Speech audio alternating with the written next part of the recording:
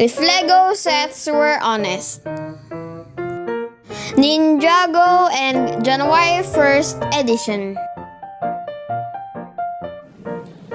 Cole's Dragon looks a bit chunky and overpriced for one dragon and two minifigures.